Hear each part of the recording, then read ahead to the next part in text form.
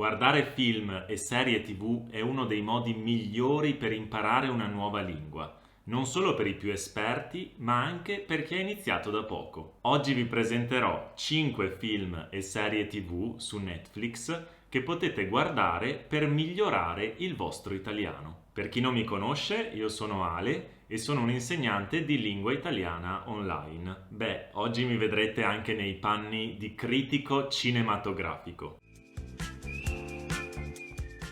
Partiamo subito con il primo film che potete trovare su Netflix, 18 regali. Cara Anna, vorrei dirti tante cose. Vorrei dirti come la vita e come va affrontata. È uno dei miei film preferiti e io lo reputo meraviglioso, commovente ma meraviglioso. Per chi sta imparando la lingua italiana è molto utile per esplorare il vocabolario delle emozioni e delle relazioni familiari. È ispirato alla storia vera di Elisa Girotto, che appena quarantenne, incinta della sua prima figlia, ha scoperto di avere un cancro. È morta poco dopo aver dato alla luce la bambina, ma non prima di aver preparato per lei 18 regali, uno per ogni compleanno fino alla maggiore età. Vorrei trasferirti il mio modo di fare e di pensare. Il padre a ogni compleanno è incaricato di consegnare i regali alla figlia. Lei chiaramente quando cresce inizia a ribellarsi e a cercare l'amore della mamma che non ha mai avuto. Tutti gli anni con questa cazzata dei regali, ma perché? Ma cosa pensi che stai male solo tu? Ma te ci hai mai pensato a me? È una storia davvero toccante, ma perché sto consigliando questi film sia a principianti che ad esperti? Innanzitutto perché a ogni livello è importante allenare l'orecchio all'ascolto della lingua italiana, anche se capite poco. Inoltre perché vi voglio consigliare questa piattaforma incredibile che si chiama Lingopie. Qui potete trovare una vasta selezione di film, serie TV, canzoni, documentari e molto altro per studiare la lingua italiana. E se foste interessati anche per studiare altre lingue. La cosa straordinaria e utilissima di questa piattaforma sono i sottotitoli interattivi. Potete cliccare sulle parole dei sottotitoli per ottenere la traduzione immediata e se volete potete anche salvare questa parola in un mazzo di flashcard. Potete poi studiare e ripassare le parole quando volete anche con dei giochi interattivi. Tramite il link che vi lascio in descrizione avrete 7 giorni di prova gratuita e poi un super sconto se volete andare avanti. A proposito, tutti i film e le serie TV che vi sto presentando oggi li trovate tutti su Netflix e potete guardarli con l'estensione di Lingopie. Quindi se ve ne piace qualcuno potete iniziare già oggi ad allenarvi con tutte queste funzionalità interattive. Passiamo ora ad una simpaticissima serie TV, Incastrati. È ambientata in Sicilia, quindi è un'ottima occasione per cimentarsi con il forte accento di questa regione, soprattutto se state pianificando un viaggio lì. La vita che sognavo con Esther, che avrei voluto con lei, che se io avessi voluto e che se potessi potrei ancora.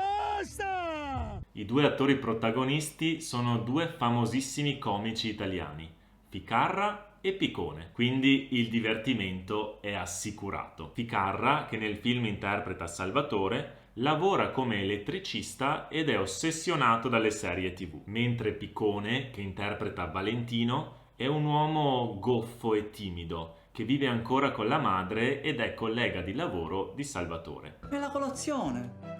Ma che sta diventando un'abitudine, mamma? Tanto vale che vada a vivere da solo. Un giorno i due protagonisti si recano in una casa per aggiustare un televisore e si ritrovano sulla scena di un delitto. Vengono così incastrati, ovvero accusati di aver commesso un delitto con il quale non hanno niente a che fare. Dobbiamo solo riportare le lancette della nostra vita indietro di 10 minuti. E tutto questo sarà un brutto ricordo. Come vi ho già detto, è una serie TV comica, quindi fa molto ridere. Se siete appassionati al periodo bellico o post bellico, ecco il film che fa per voi. È ambientato a Milano, proprio alla fine della Seconda Guerra Mondiale. Gli attori parlano con gli accenti del nord Italia, quindi sono più facili da capire rispetto alla serie TV di cui vi ho parlato prima. Ieri sera ho intercettato un messaggio cifrato. Il tesoro di Mussolini. È la nostra occasione per riprenderci tutto quello che ci hanno rubato. Isola, il protagonista di questo racconto, è un contrabbandiere che vuole rubare il preziosissimo tesoro di Mussolini, il Duce. Non è proprio il suo tesoro, ma è quello degli italiani, che Mussolini stesso vuole rubare e portare in Svizzera dopo la sconfitta alla fine della Seconda Guerra Mondiale. Isola raduna un gruppo di ladri ed altri esperti del settore per mettere in atto un piano e rubare questo tesoro. Ci servono solo 3 uomini. Devono per forza essere uomini. Oltre che un film d'azione, questa è anche una storia romantica, con l'amore tra il protagonista e Yvonne, una cantante amata anche da un pericolosissimo fascista. Se vi piacciono i polizieschi, non potete fare a meno della serie televisiva Il Processo, dove a Elena Guerra, un pubblico ministero di successo, viene affidato un caso molto delicato. 11 minuti, più che sufficienti per compiere un omicidio nel giardino di Palazzo Te. Una donna l'ha raggiunta. La serie è ambientata a Mantova e anche qui l'accento degli attori è per lo più nordico e non mancano i momenti di suspense che lasciano incollati allo schermo. Aveva un cuore grande, un cuore ancora ingenuo. La vittima aveva una vita piena di segreti e potrebbe essere qualcun altro ad averla uccisa. Sono convinto che studiare l'italiano con questo genere di film sia molto coinvolgente e permetta di imparare nuove parole ed espressioni in contesto.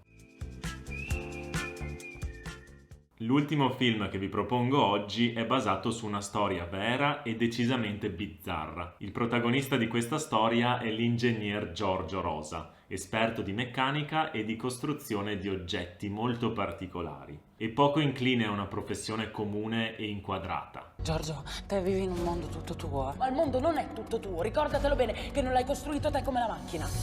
Nel 1968 ha l'idea di costruire a oltre 6 km dalla riviera romagnola, quindi fuori dalle acque territoriali italiane, una piattaforma ribattezzata l'Isola delle Rose, uno stato libero, indipendente e con una lingua ufficiale, l'esperanto. E che cosa può fare per lei, signor Rosa, il Consiglio d'Europa? Deve salvare la mia isola.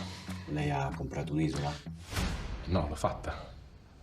Il film è molto coinvolgente e ci fa vedere l'Italia alla fine degli anni 60, quindi è interessante anche dal punto di vista culturale. L'accento bolognese caratterizza la parlata dei personaggi. È perfetto se avete in programma un viaggio in Emilia-Romagna o se conoscete qualcuno di quelle zone. Senti, stupore di libertà. Una libertà assoluta vi spaventa. Non hai speranze. Benissimo, siamo giunti anche questa volta alla fine del video e spero, dato che mi avete seguito fino in fondo, che abbiate trovato un film o una serie TV che vi piaccia e che sicuramente vi aiuterà nel vostro percorso di apprendimento della lingua italiana. Date un'occhiata a Lingopai perché è davvero una piattaforma che vi può facilitare le cose tantissimo. Come vi ho detto, il link lo trovate in descrizione. Se il video vi è stato utile, lasciate un mi piace e iscrivetevi al canale attivando la campanellina delle notifiche per non perdere i prossimi video. Dato che è quasi Natale, vi auguro buone feste e buon anno nuovo. Ci rivediamo nel 2024. A presto!